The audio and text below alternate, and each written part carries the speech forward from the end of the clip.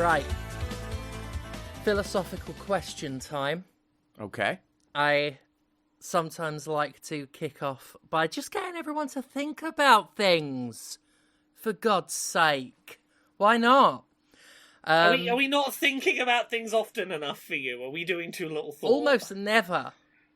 Almost never is there ever any enough thought for my liking. Certainly not the kind of thoughts I think people should be having. Like the one I just had, the question I just had that I thought I'd pose. It's a two-parter, really, best and worst. Or we'll go worst and best. Worst animal for you to wake up one morning to find your feet have turned into. And then, second part of the question, best. You wake up, right? Your feet are gone. In their place, one of the same animal on the end of each leg. So you wake up, imagine, say, badgers. Instead of feet, it's two badgers just sort of coming out the bottom of your ankles. Snapping. Do I have any degree of control over these animals that are now my feet? You can influence, but they have the right to veto. So you could communicate to them. This could be verbally. This could be just from your brain down to your leg meat. It's up to you, Laura. Come on. Because look, initially I was thinking, there'd be some that would be useful. Like, maybe I could make myself taller. I could have, I don't know, some rhinos for feet, but I wouldn't trust that. I wouldn't be able to fit in rooms anymore. I'm trying to think of something that, is sturdy enough that my body weight isn't going to instantly crush my new feet. Mm-hmm. Was my concern. Initially I was thinking of stuff that wouldn't be dangerous. I'm like, hamster feet, oh no, I'm crushing my feet immediately right away. Splat, right? Body weight, I think, is a thing. I will also say, for the purposes of streamlining the philosophical process, because that's what we're all about here, is streamlining philosophy. All animals will be attached to their back. They'll be attached by their back. If they're an animal for which the back is hard to define, we will say the largest surface area at the rear of what it looks out of what we would traditionally consider the front, where eyes would be if it was a cartoon. That covers if it's like a worm and doesn't have eyes. I have a follow-up question. Yeah. Are the animals the primary form of mobility, or will we still have full use of our legs and extending out for walking? You will have the legs. You control the legs. You can, as I say, influence the animals to going in the right direction, so you could use them. However, they are a bit of a law unto themselves. So if you have horses and you command them to gallop to the shops, they might. However, if you've got two stallions and they see a pretty little mare, they might go over and fuck it. And that's you bouncing up and down off their ass for the next 3 minutes. I think the safest option is I don't know how strong a tortoise's shell is, but I want to believe it's strong enough I could, my body weight wouldn't be a problem. I'm almost certain. I will add this as well. They don't tire. Yeah, because what I'm thinking is, I want something that isn't gonna be able to reach my legs to, turn its head around and bite me, sturdy enough to hold my body weight, but light enough that I can still lift my leg to take steps deliberately. See, that's the thing. I'm worried about the tortoise. My thought is the tortoise isn't gonna, run off with me. It's slow. It's slow to move.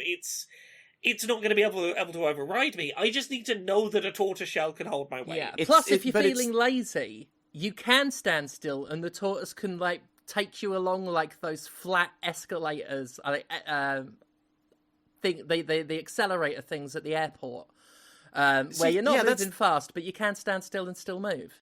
But that's the thing that worries me about it, is that the tortoise might be too heavy for walking effectively. That's why I was going to go somewhere in the neighborhood of guinea pig. Yeah, but again, you're just going to have dead guinea pig at the end of your stump leg. But we have to operate under the assumption that the animal could withstand the weight if it's Oh there. no, Do we? That was not. I think it's a lot funnier that we assume that body weight is part of it. They don't tire out, so if they can support your weight, they can do so indefinitely. All right, then I'm going capybara. Capybara. I'm letting that fucker walk me everywhere. You see, I am so delighted that we got more mileage out of this than I thought we'd get, which would be none. Yeah, but when you think about it, there's all sorts of considerations. Yeah, I could have 2 horses. However, both of those horses have to fit underneath. Like, how far are your legs going to split? Like, there's all sorts of things. You can't go too big. And you also have to have animals that are likely to be able to get along together. Can you imagine having a couple of weasels on your feet and they're just going at each other and you're screwed? Yeah. Waking up in that bed, looking down and just seeing the weasels going crazy at each other. Yeah, you will end up as a full-time referee in that scenario. If you have if it's a very territorial species, then you are in trouble. So when you think about it, it's really not the catch-all solution that people crack it up to be, having animals for feet. Funnily enough, it's not the most convenient thing that could possibly happen. No. You know what is convenient? Podquisition. Yeah, I thought you was going to say video games, and I was about to fucking challenge you on that. But no, Podquisition is a convenient way to discuss the inconvenience that is video games. Exactly. Any of you played any of them this week? Oh, I reckon I've played a couple. I played one. You reckon? I know there's one game that I played. Yeah. And ordinarily, especially because I start the podcast with my nonsense, I like to then seed the floor. However, I've already had a wank, so I won't be seeding the floor today. Ha ha ha ha! What if you cede the floor to me and I conveniently guess what game you were going to bring up and bring it up, and therefore you didn't bring it up, you ceded the floor, Laura, but you get to talk about it? To you, I cede the floor. Okay, time to talk about FBC Firebreak. FBC Firebreak, the hot new game that everybody's talking about. No, Date Everything. You can talk about Date Everything. Date Everything. I think that's where you were going. Yeah, I did actually just stop playing Firebreak to do this, and I'd much rather be doing this. Yeah, Date Everything came out at the time of recording. It came out yesterday. This goes up on Thursday, so 2 days ago, Date Everything came out. I have been on the verge of tears since Monday evening. With the big feelings, because I started to see some specific response to my contribution to the game. The character I wrote for Date Everything is not the most immediately findable object. Not as hidden as some. They're only one room away from where you are when the tutorial ends. This is They're true. like right next door when the tutorial lets you go free. They're a small object on a big object is the main thing. So it's not the one people have immediately... Like, I've looked at some live streams, and there are some very common ones that come up first, either because it's an object that immediately has people's curiosity. Like, I defy you to find a live stream that doesn't have someone talking to Jean-Loup Pissoir. God, I love the name. That was the first one I spoke to at Gamescom last year. But yes, for those who might be playing Date Everything, and if you're curious, the cosmetics, the beauty supplies that are on the sink in the upstairs bathroom, that is my character, Barry Styles. Yeah. The ensuite bathroom sort of connected to the main bedroom. And yeah, I've been overwhelmed because not only has the game reviewed really well, and feedback seems to be doing great. I saw my very first sort of examples of reactions to Barry in the wild, and it's been amazing. It's been, I've been squeaking and nearly crying for days. The voice actor, Nick Wolfhard, who does a phenomenal job. So, funny thing is I was going to voice Barry They asked me to audition and they liked it and gave me the role, but schedules couldn't line up. And I'm so glad they didn't, because I couldn't do what Nick did. I think Nick made the character so much more lovable than he would have been if I'd have played the character. But Nick... I think they did a fantastic job bringing that character to life. I disagree. I think you could have done wonderful things voicing this character. But in lieu of you doing this voice, I think they found the perfect other person to do it. I mean, Nick is just incredible. I've played Date Everything without Barry's voiceover in it before. Earlier this week I played it and had my first fully voiced interaction with him, and I, again, was just... There's something I can't quite describe about seeing my boy, my beautiful neurodivergent boy on screen, like with a real actor doing the voice, as if it's okay, as if what I wrote is okay, if what I wrote is all right to be acted by an actor. There is something really surreal about going from words on a page to, oh, this is like a properly, like, a video game that had production that went into it, and that's a professional bringing those words to life. Yeah, this is... And I can hear the words now. Yeah, and it really, it gives me a more external view of what I did, because I wrote this stuff years ago, and I was certainly confident enough to hand it in to Ray, the director, and I believed him when he said he liked it, but it's not until you see it in its full context embedded into a game that you can sit back and think, wow, I did a thing and it works. And Nick tweeted before the game came out that he hoped people would find and interact with Barry and go through the story, because he found it very meaningful to him and his sort of similar issues, because Barry's very ADHD coded, and I didn't explicitly write him as autistic, but playing it now, I'm like, since I put a lot of my sort of own self into the character, I'm like, oh no, yeah, Barry is mega autistic. Yeah. But Nick was talking about how it was just an opportunity he was thankful for to sort of examine his own psyche through the character, which, as a writer, is something you want to hear. Like, it is incredibly high praise to hear that. And then, you know, I saw someone else on social media being all like, why did no one tell me that Barry was so ADHD coded? This is awesome. There is a TikToker who has just taken Barry on as their sort of their number one boy, and making really big TikTok posts showing off fan art of him and talking about like why they love him so much. And I have just been in awe. It does look like he's being sort of embraced as very much a dark horse kind of underrated character, because everyone, with good reason, there's been so much attention on like Sinclair the Sink, who is fucking incredible, and Jean-Luc Pissoir, who has me cracking up. And I like that there's this more understated character who still has like comedy, because, you know, I wrote it, I try and be funny, but there's a very sort of meaningful, I think, little sort of storyline about coping with memory issues and stuff with Barry. And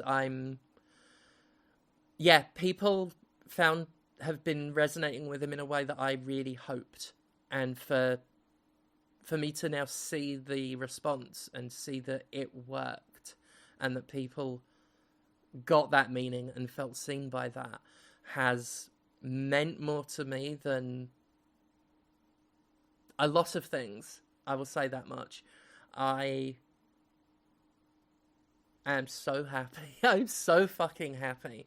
And so for those who aren't aware, I did Barry Styles, and I'm also responsible for, I want to say, 90 to 95% of the text you get when you click examine on any of the objects in the house. A great example of that I missed and I caught this morning when I jumped back into the game is inspecting the computer monitor. It monitors your computer's every move. That made me chuckle. Yeah, I can't actually remember if that's one of mine. I think because some of the ones in the office, I think, are definitely Ray, who did the, I guess, ones that came up after my job was done. I can't remember if I did that one or not. I've been enjoying all of the ones I've come across. But yeah, I did flavor text for every object in the house, unless Ray did it. And that includes multiple instances of the same type of thing. You can click on multiple boxes and get different box descriptions, for sure. There is an achievement in the game that is there because of me, because of the boxes. There were over, I think, 20 individual cardboard boxes. I wrote something for every single one. Steph? Yeah. I have the box achievement. Achievement unboxed. Yeah. One of the flavor texts is Achievement Unboxed, which Sassy Chap liked so much that they were like, right, yeah, we are definitely doing that as an achievement. Also, when you date an object and romance them and sort of get like a golden ending for them, all of the flavor text changes. A lot of those objects have not just me having written like a unique bit of text for every object. A lot of them have 2 flavor texts, many of which people will just never see because they won't get those endings. But I went above and beyond what my job spec was, because Ray said, like, so we're not expecting you to do every individual air vent, every individual light switch. And I said, well, now I am going to take that as a challenge, obviously. So that is what I have done. And then, yeah, every air vent, every window, every chair, I wrote something unique. For almost everything. I want to say there are a couple of things where it's the same, but that's only because I think they added more instances of that object in than was certainly on the original sheet I had. That is to say, as someone who agrees with many of the people from my generation who lament the kind of death of flavor text, like the classic sort of survival horror games where you could click on things and just sort of get like Heather in Silent Hill 3, you click on some bread and she just says it's bread. I am so pleased that I got to contribute to that sort of dying art, the dying art of the flavor text. And that's another thing that sort of made me really sort of squeaky with joy, was seeing people say that they're habitual clickers in games, and they have really loved seeing this game reward them for that. All of that compulsive clicking keeps giving them fresh gags and new stuff, and that's just been wonderful. I also totally forgot that I put a Vampire Survivors joke in there. I clicked on the baseball bat and it says it's a bat, nothing more. And I marked out for myself, which is conceited, yet deserved. The game's really fucking good, by the way. I want to point that out, as biased as I am. It's incredible as a piece of entertainment, as something that keeps gags flying. It is delightfully silly and serious commitment to the bit. Yeah. It's not perfect. You know, I think it's a shame that your interactions are have the limits per day that they have. And not everything is my cup of tea. I will say that. However, so much of it has had me fucking laughing. And ignoring anything I did for it, the other writers on this are fucking brilliant. So yeah, I would recommend this even if I hadn't written for it, for what it does, but yeah, I love it. Even outside of your contributions, how could I say no to playing a game in which a bag of sex toys in a drawer wanted to get a little kinky and decided to wrap me up with some taco meat and some vegetables in a plastic sheet to play sexy taco. To make me a sexy taco. Well, it was pointed out during the scene that's more of a burrito than a taco. Did not stop her making me a sexy taco. Amazing. It's a good video game. It is. And I'm really, like, aside from just being proud to have this job that I have and having been unable to believe my luck in the past couple months as that one-off Vampire Survivors gig has turned into a full-on, like, this is my career now. Like, this is my job. I've got so much work on that it is basically full-time work. And that's been amazing. And then on top of that, to do it for such high-quality productions. Vampire Survivors, Date Everything. I personally can attest that Quantum Witch is fucking great.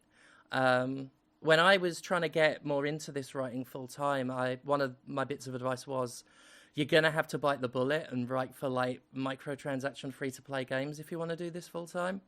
And obviously, you know, I won't deny that I have the sort of lucky leg up that I have, having had Vampire Survivors at the top of my resume and being a known entity in the industry, which can hurt as much as it can help, but that I've not had to compromise as I do this, and that I've just landed on some fucking winners when it comes to games to be associated with. Yeah, it's a good time. It's a good time in my neck of the woods right now. Yay. What about you, Conrad? What have you been playing this week? Well, I'd like to take us in a slightly different direction and talk about a game that Steph wrote for. I played Quantum Witch this week. Oh! Ooh. Yeah. And that's out next week, right? That is out, June 24th. Out next week. Next week on the 24th. And I talked about the demo. This is the platformer where you are a witch and a entirely lesbian community. It's super gay. It's super funny. It's interesting. The demo never really like gets into the quantum of the Quantum Witch, which I found to be kind of interesting in the actual playing. It refers to basically one simple platforming mechanic that's added in to the game, and it's just neat and clever.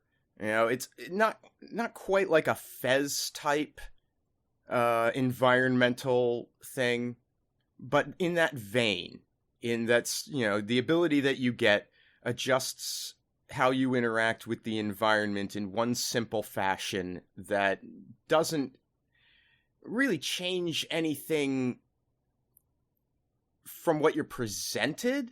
I'm trying to talk around it because it's kind of a fun thing to discover on your own, but it's a neat little mechanic that I kind of wish there were more environments to exploit it with. But it's cool. The section of the game that Steph wrote, just to get that out of the way, is very funny. And it is very much a you thing, Steph. It is... Yeah. Thank you. Yeah.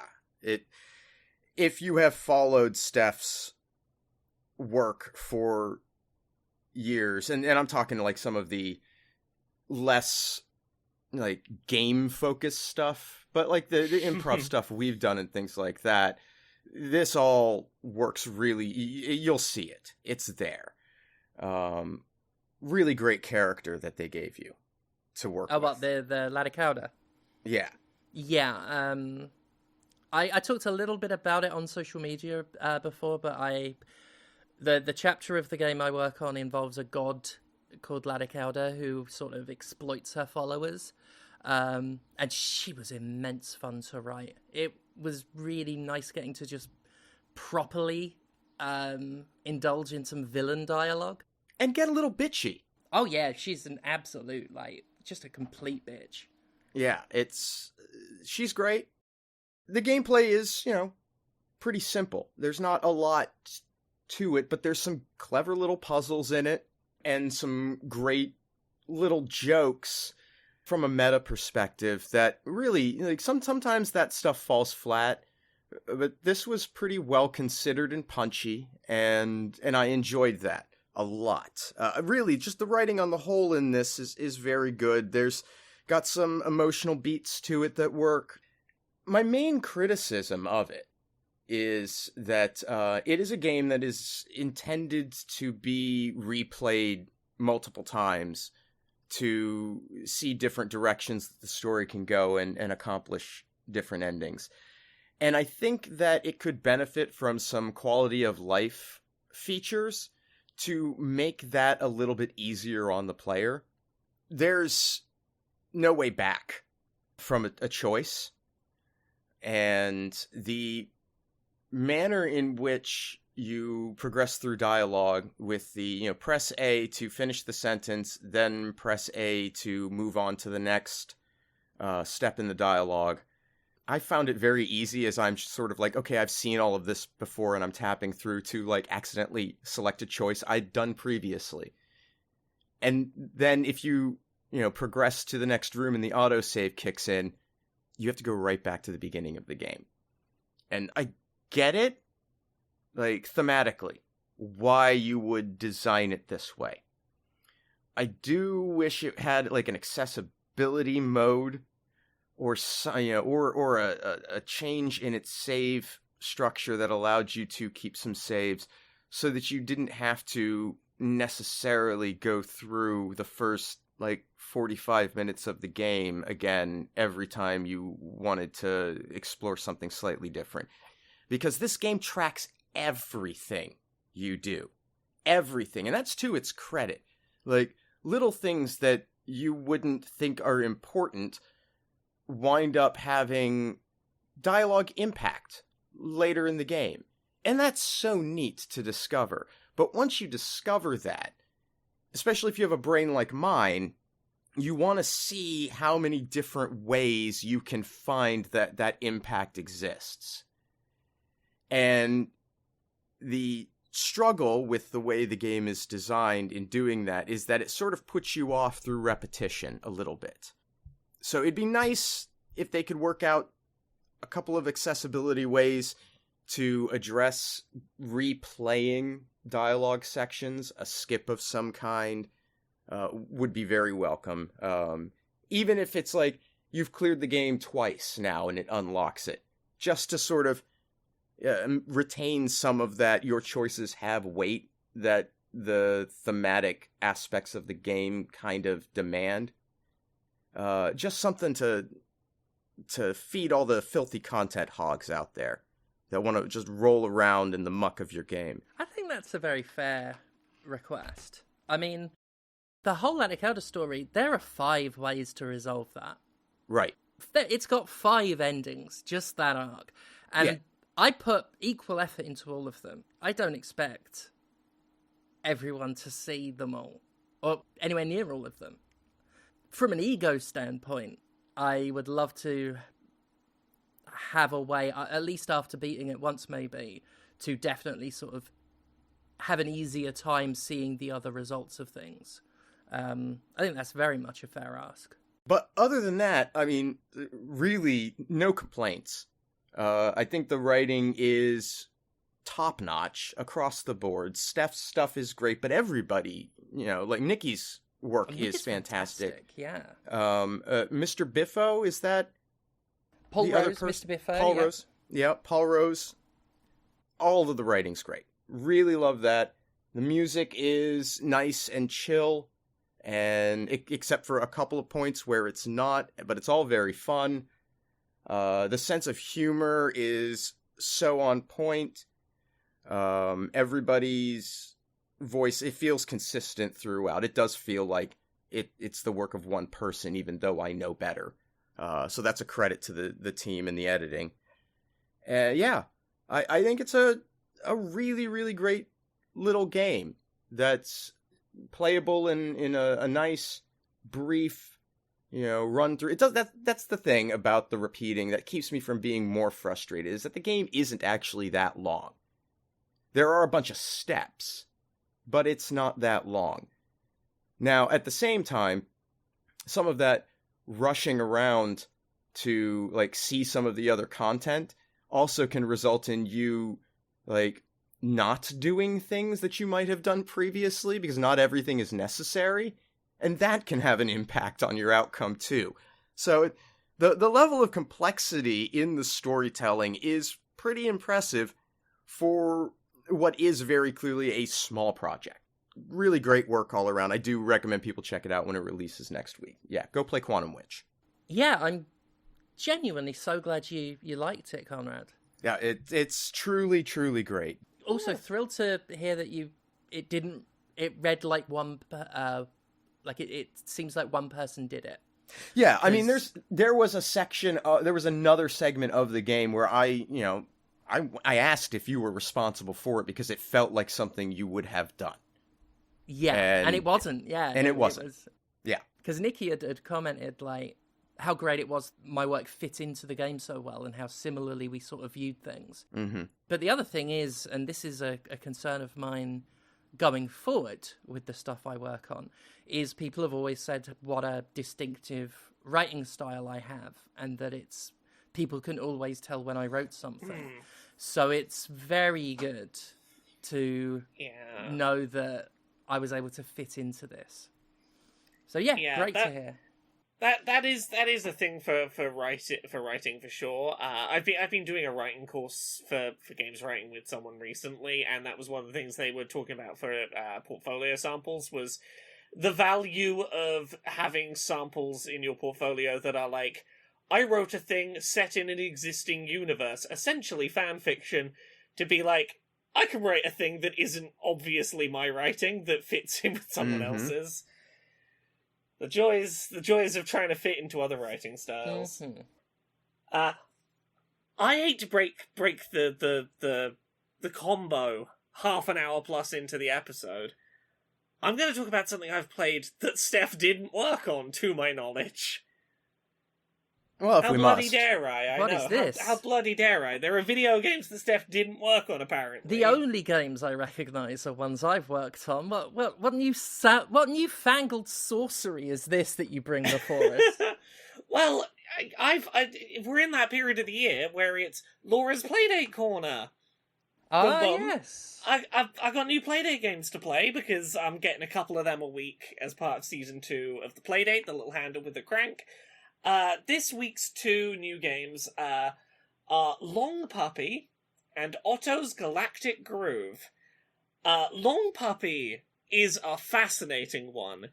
It is a side-scrolling platformer, is maybe the right word for it, where you play a very lengthy dog that can extend and contract almost like an accordion, and can eat food hidden around a level to, sort of like the game Snake, make your ability to extend longer.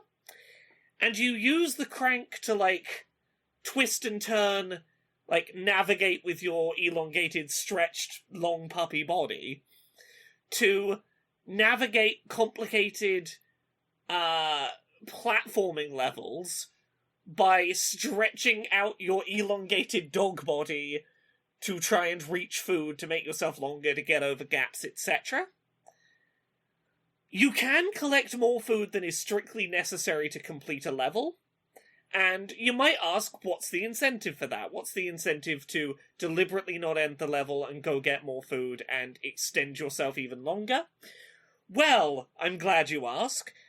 At the end of the level, you have to spin the crank to make the dog shit out a very big shit for all of the food it's eaten, and you are ranked on how high the shit goes at the end.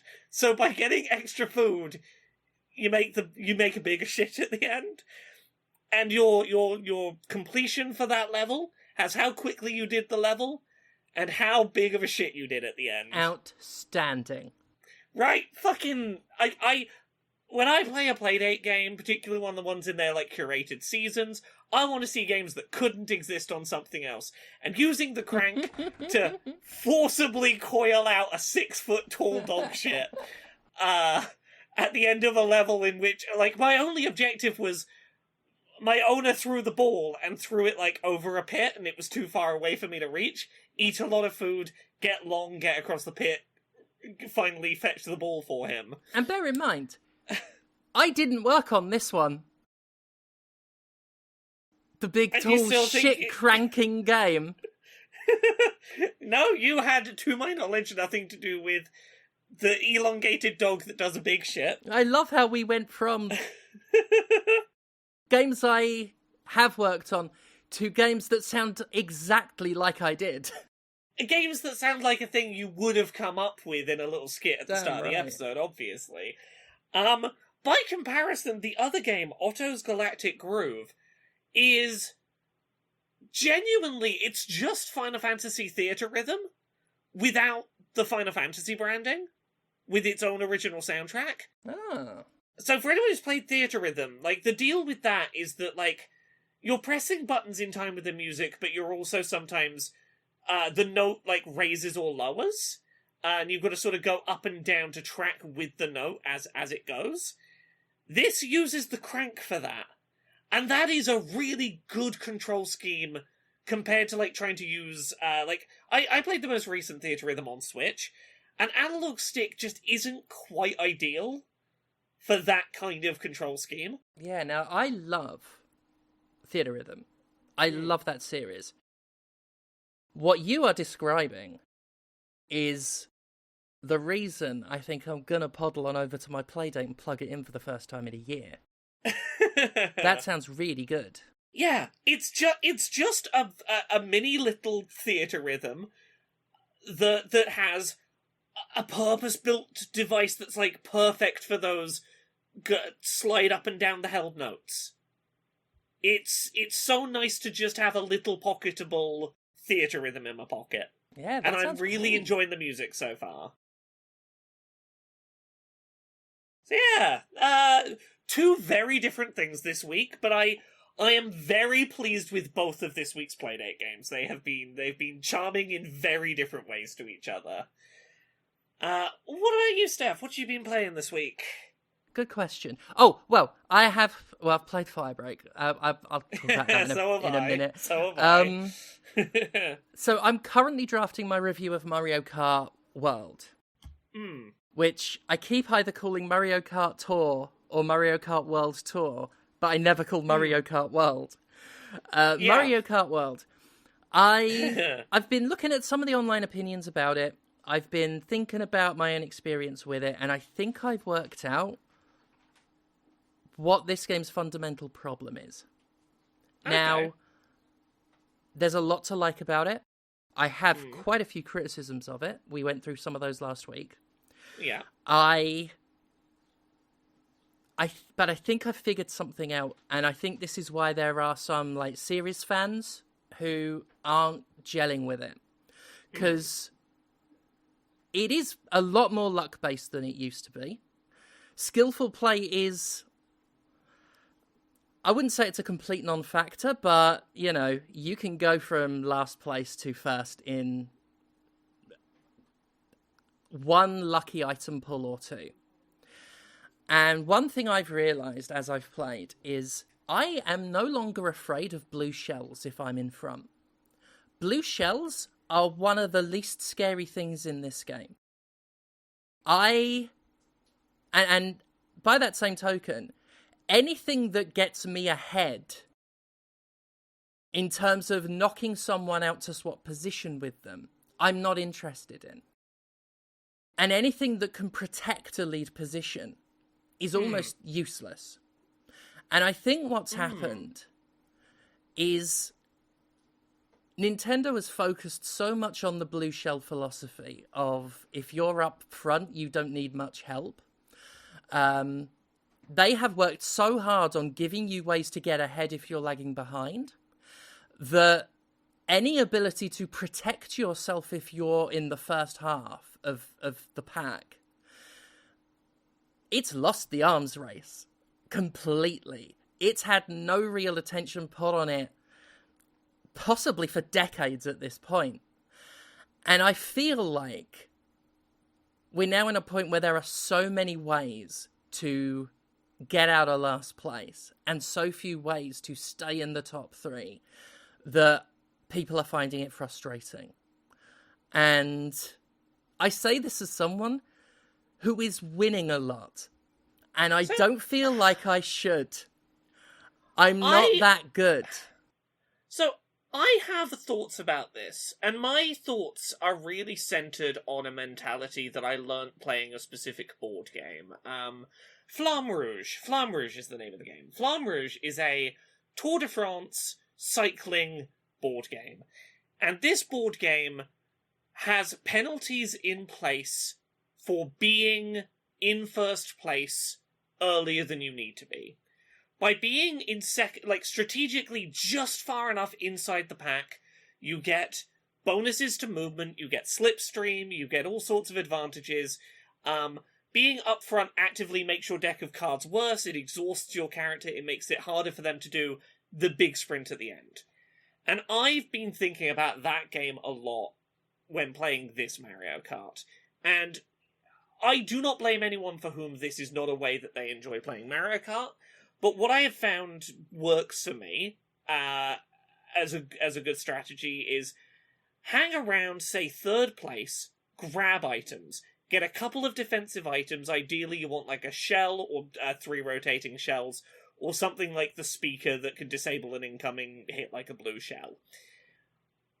Get 2 defensive items, push for the front of the pack, and then start doing weird shortcut shit. And going, what is the point in the race where I need to make that push for I'm up front and I have enough to defend myself to be in front still when I get over that line? And it is definitely a different kind of play, but it's not one I'm opposed to. And I don't know how much of that is that I have another game that I already enjoy doing that in, that has modelled how I've ended up playing Mario Kart World. Yeah. It's an interesting situation, because I'm not opposed to the way it does things. I'm winning a lot, and I'm not complaining about that. B, the fact that so much of it feels more random and chaotic than ever before, partly because of how crucial items are now, and partly because it's 24 fucking players. It does seem very focused on... It seems entirely built for the Knockout Tour mode. And again, Yeah. I'm not complaining. That's easily become my favourite way to play Mario Kart. I have been more into Mario Kart through Knockout Tour than I have with any other version of the game. And my suspicion is, whether I like these changes or not, I wouldn't be surprised if Nintendo has just sat down and gone, we've run the numbers. 99% of the people playing this, the people who make this game series, who made it sell 70 million copies on the Switch, are people who play it casually every now and then and aren't good at games and have fun with the chaos. Yeah. The same mentality of Nintendo talking about, we don't view Smash Brothers as a fighting game. Yes, you can play it seriously like a fighting game. We don't see it fundamentally as that. Yeah. And I can see how you make some of these choices that way. It's Nintendo. I can absolutely understand that there's a reason for all of this. And again, I'm not saying it's wrong. No. I am certainly seeing where longer term fans are coming from with their distaste for it. And I kind of in the middle of it, where I like the chaos a lot. I do think Nintendo might have pushed a bit far with some of these items, to the point where they've trivialized a lot of your pulls. So much, basically, the Mega Mushroom is so fucking crucial. Oh god, yeah. It trumps almost anything else. You've got your various forms of mushroom that give you the speed burst. You know, they've always been top notch. But them, the bullet bills, and the mega shrooms, in my experience, have now become so fucking crucial that there are things I used to love pulling and would consider a lucky pull in other games where I'm like, this is trash now. And I also feel, and I didn't feel this so much in previous games, but I certainly feel like if I miss out on an item, if I don't get one of the boxes or what have you, it feels devastating this time. Because it feels so item focused. And one thing I felt, and I saw someone else talk about it on YouTube, so I think I'm not too far off base with it. Despite the game having these awesome new traversal methods, the grinding, the wall running, all of this stuff, a lot of it is so impractical that it's actually quicker to ignore it. And I've seen footage of people, like, using what look like shortcuts and doing all the cool, like, parkour shit. And then someone who's just tootling along in the middle of the road is just getting there in a much more direct fashion, and therefore getting there quicker. And I feel that's a shame that there's almost more ways than ever to show off skillful play, and very little incentive for a lot of it. I will disagree with that, as someone who has been watching a lot of the, like, world record chasing that's been going on, and I've been trying to learn some of the routing on some of these stages. I would disagree. I think there is, like, a remarkably high skill ceiling on some of the shortcuts that are there, and some of the tools you have for speeding up if you make use of them do make a really big difference. And, like, this is one place where I would say the tracks and courses I have been practicing trying to do some of those specific routes and techniques on are the ones where I have managed to actually pull myself away from the pack considerably and started to go, oh, I don't care if I get hit by a bunch of items from behind that are homing me. I'm far enough ahead that I can eat that distance.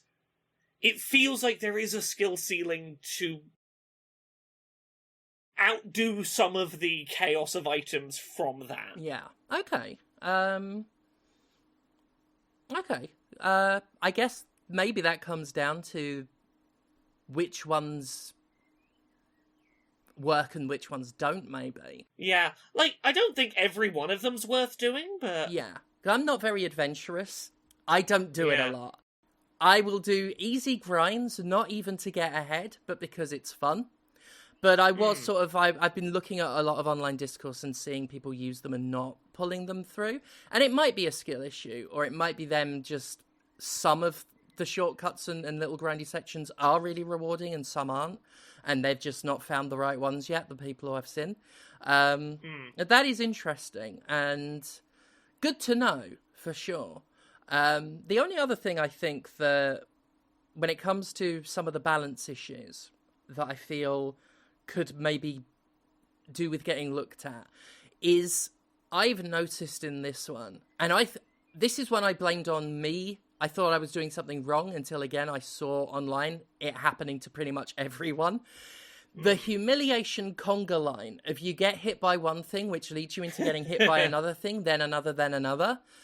I feel like maybe some iframes or something, because it's not fun to be near the front, get hit by one thing, then get hit by so many things with no ability to defend yourself. You're suddenly dead last.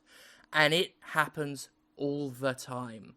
And I wonder if that's something that needs to be addressed, because that seems a bit more counter to the idea of it's fun chaos, because that's just not fun chaos. That's just and again, it's not, I'm not saying it just happened to one person. That seems to happen to everyone. And I don't think it's all that fun that everyone's got to take a turn being bullied.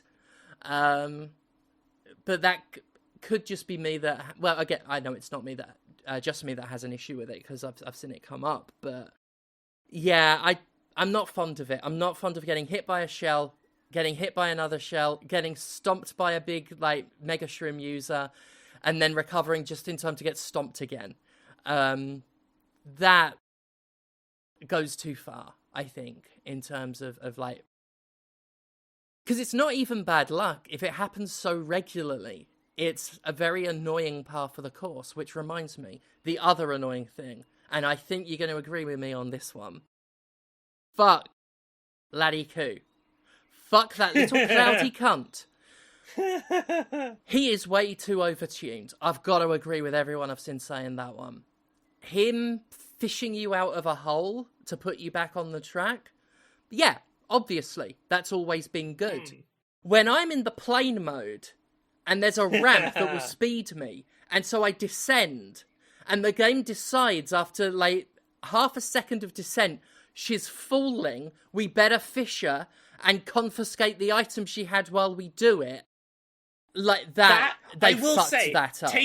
Taking away your items when you get Lakitu rescued, I think is bullshit. I think they've way overtuned it.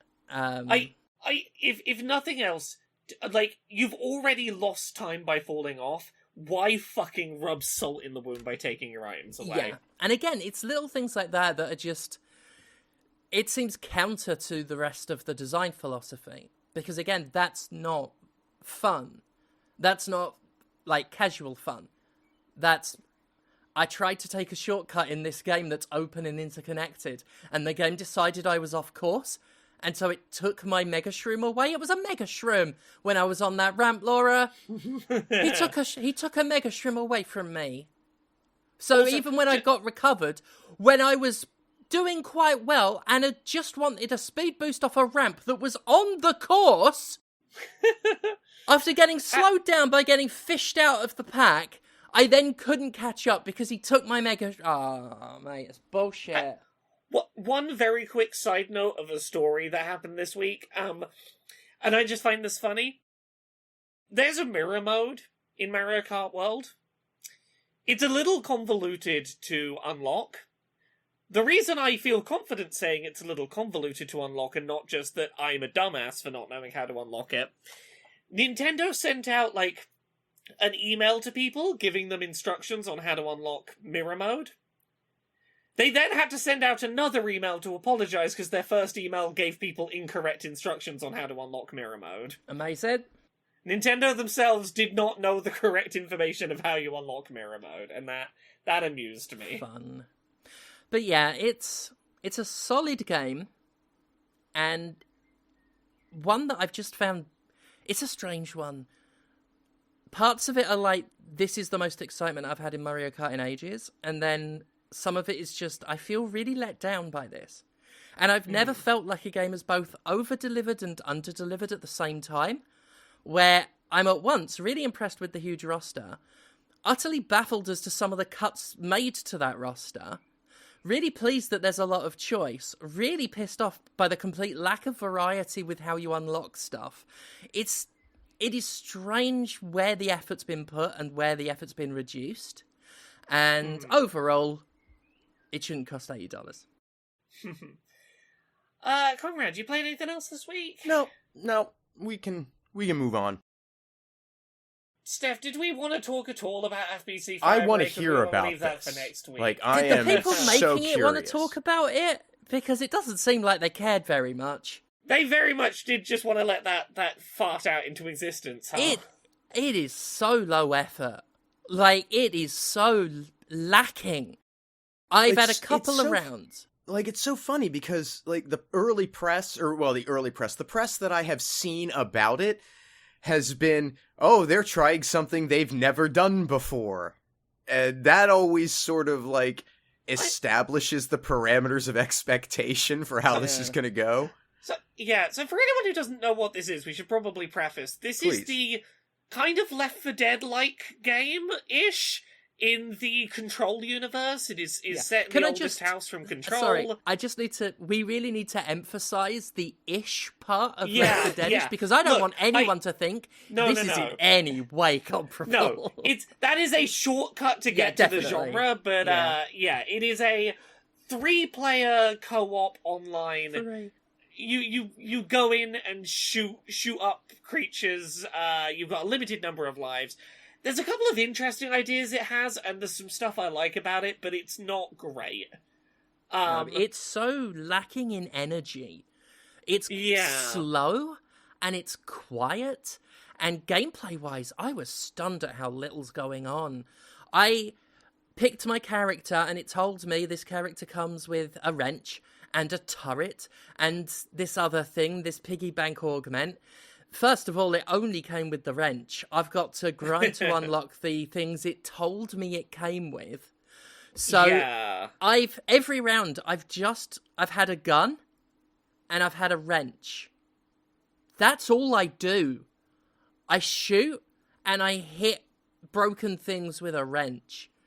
That's it. Holy fuck. Interestingly, there was a beta for this a while back that gave people access to, like, all the things, and you didn't have to unlock them along the way, and that was more enjoyable.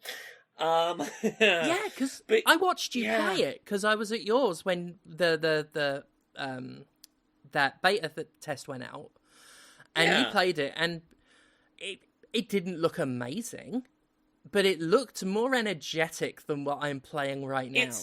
It's giving you access to all the things your character can do definitely improves the experience, but that does mean playing a worse experience for a slow ramp up to get there. And this isn't a good enough game that ramp up is enjoyable to get there. Like, really, this game needs to turbocharge you to having all the tools as quick as it can. Yeah. 'Cause, like, some of the stuff I don't dislike about it. I like some of the enemy design ideas. Like, I had fun with, it's Post-it Note men. Big Post-it Note golem. Mm-hmm. I think it's interesting, the idea of having to refill your ammo from, like, a little shack that's a fixed location, and having to keep an eye on your ammo so that, like, if you run out because you didn't notice you were running out and you're not near the thing, you've then got to make a sprint back being attacked by stuff not having ammo. That's, like, that's kind of interesting, the idea of the decontamination showers and missions having, like, stuff you might need to wash off yourself at a set location. Interesting in theory. In practice, it's a lot of, like, very thin reskins of shoot the stuff, go through the door, shoot the stuff, shoot the big thing. Yeah.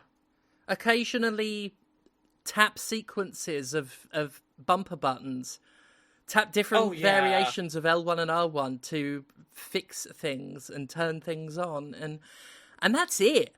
As far as I can tell, that's it. Go there, shoot things, occasionally press some buttons, and then you're done.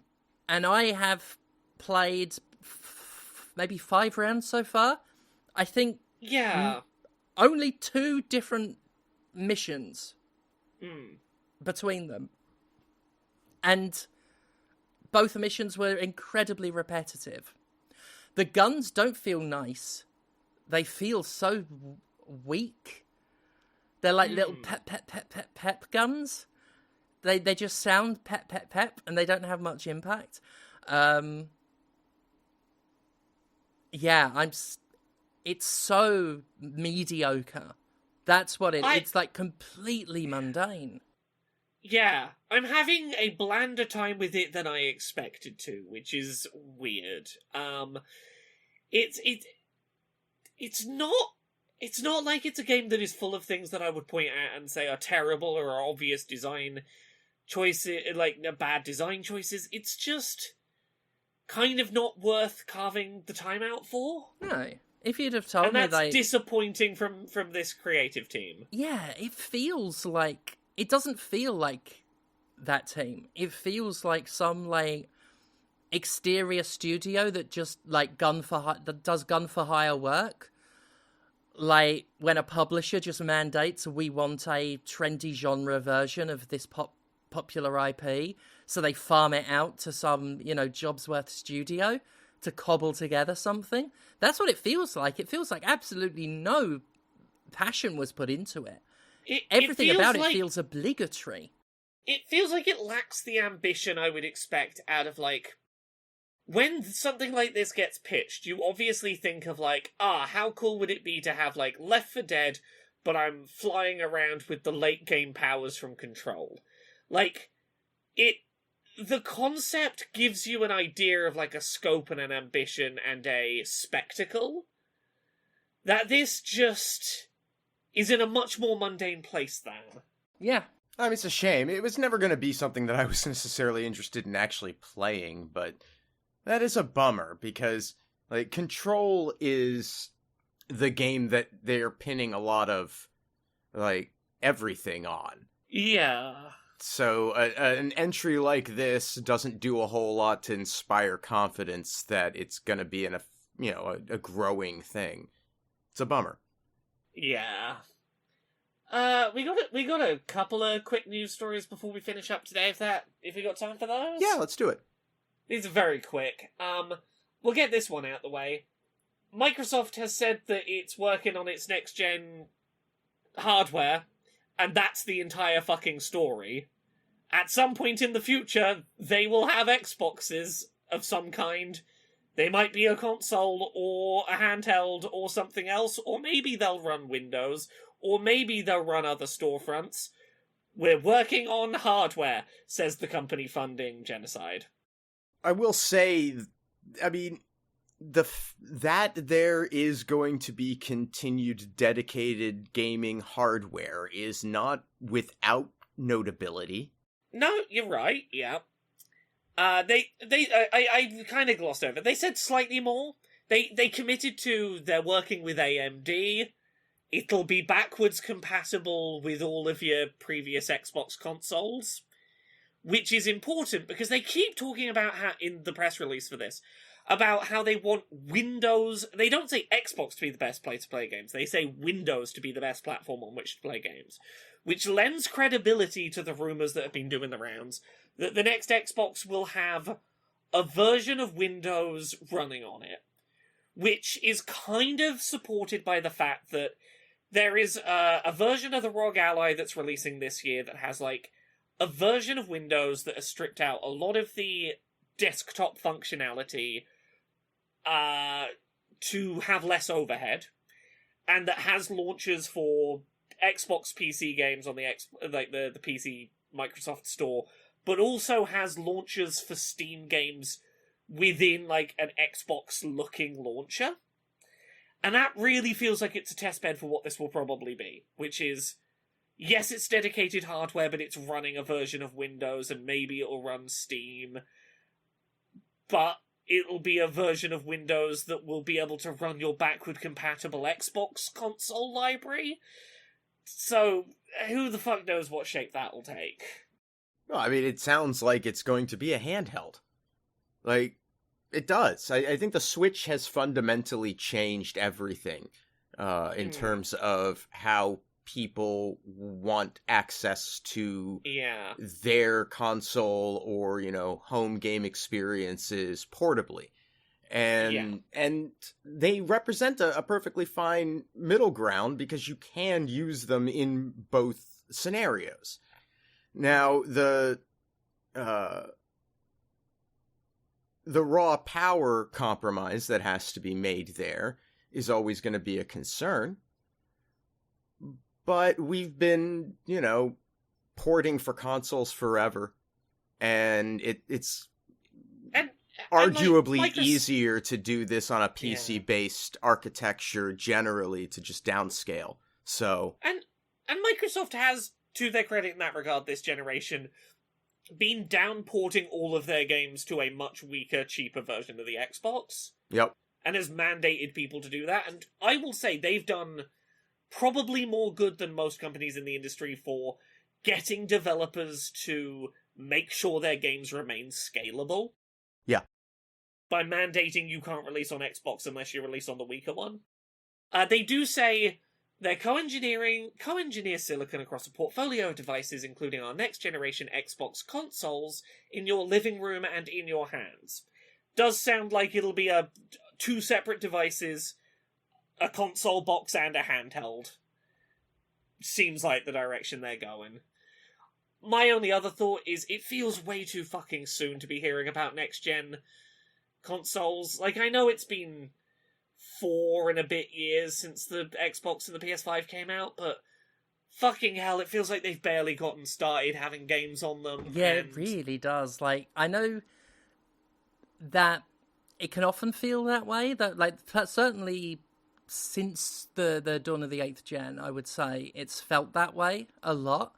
And this time around, I think we also have to fear that every new console generation, every new console upgrade, I think, is going to be used to try and push game prices up. That's another thing I fear now with any new generation. Every single one will be seen as an opportunity to bump those game prices up by another $10. Yeah, we'll see.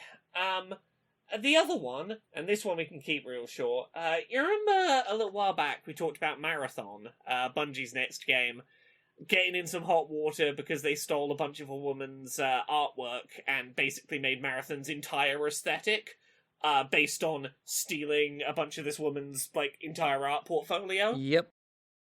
Well, Bungie has announced an indefinite delay for Marathon.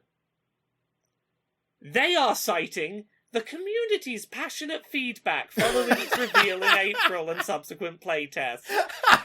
What they are not citing is the fact that that game is top to bottom covered in fucking stolen art, and everyone knows it. I mean, it's just I just gotta laugh. That's because, like, as people have been pointing out, and I think rightfully so. This is not just a case of you take a couple of stolen assets out and the problem's fixed. It's, you sold this game on, like, look at our unique, interesting art style, our, like, unique visual aesthetic, our entire, like, visual design language. And then it becomes clear that that is stolen. Like, that's not a thing you can easily overhaul in a game. Nope. So, good luck, Marathon. We'll see if this really is just a delay for fan feedback, or if this is... At this point, I really feel like it's got to be... The easiest solution to this has to be go to that artist and say, how many millions do you want us to pay you to credit you in this game as lead artist, and give you money to make this go away so we can have this art style? I feel like that's the only way this game doesn't get cancelled. So yeah, it doesn't look like it's doing quite well, does it? Doesn't look like it's doing that well. But also, like, sunk cost fallacy. Like, I feel like they really are in on this. Yeah. And cutting bait on... I mean, we're talking years and years. And not only that, I mean, this is a legacy, item for them. This is their first breakout being redone. I don't know how long they're going to have to work at it to fix it. And, I mean, the right thing to do is to pay that guy. Yeah. And just fix it on that front. But, either way, it's going to be a pretty significant reinvestment. Yeah. But there we go. That's everything for this week. We done it. We done did it. Good for us. Indeed. Yeah, we done did it. Well, Laura, we just talked about Marathon. And sometimes I feel like you're running one with the amount of energy you put into your work. Where can people marathon your content if they want to? Ooh, well, they can find all the stuff I do at Laura K. Buzz in all of the places you might find stuff. Patreon's the big one. As little as $1 a month over there really helps, particularly in this period of me not being paid for fucking books. It really does help. Other than that, what have I got coming up? Early next week, look for my thoughts on Death Stranding 2. I've been cracking on with that for the last couple of weeks, and I have a lot of thoughts about that game. I am very much ready to talk about it, so look out for that early next week. That's the big one. What about you, Conrad? Where are you out on the internet? Oh, you can find me at Conrad Zimmerman on Blue Sky, and you can hang out with me on Twitch at twitch.tv/thatconradzimmerman. You can buy anti-capitalist propaganda that I make at mercenarycreative.com. Jimquisition merchandise too, Lobsterling stickers, and Get Good shirts, and all sorts of fun stuff there. And everything I do online gets supported through Patreon at patreon.com/fistshark. And you know who else has a Patreon? Stephanie Sterling. That is correct. Patreon.com/Jimquisition, which supports this podcast and the web series and reviews on thejimquisition.com. If you go over there, you will see a review currently for something I did. I can't remember. What did I review the other day? Mind's Eye. Did I like it? Mind's Eye. Oh, I didn't like that. There's a Mind's Eye review up. I'm hoping to get a Mario Kart World review up either just before this goes up or the day after. You can follow me on social media, Commander Sterling on Instagram and Blue Sky. Date Everything is out now. It's that video game what I have done writing for. It's really good. Quantum Witch is out July 24th. June 24th. Fucking hell, Steph. Quantum Witch is out June 24th. That's next week. I also worked on that game. On July 18th, I will be in Leeds with True Grit Wrestling for their show, Showtime Slam. I'm not going to tell you what I'm doing there. All I will say is that Kid Bandit's in attendance. So look forward to news on that soon. I will also be in Manchester on August 10th for Pinfall Wrestling. Other than that, I'll have some other stuff coming up soon. Really big announcements coming. But until then, thank you all so much for listening and for your support. And we'll see you next time. Bye. Bye. Bye.